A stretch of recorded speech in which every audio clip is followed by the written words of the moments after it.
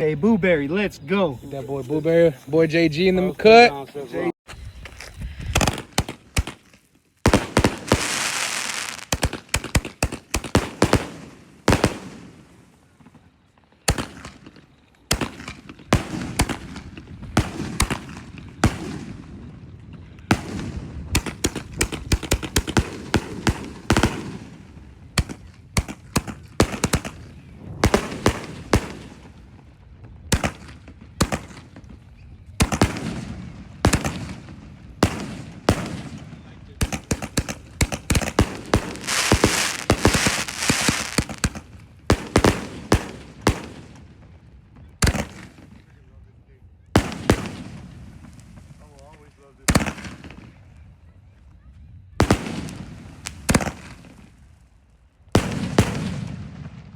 Yeah.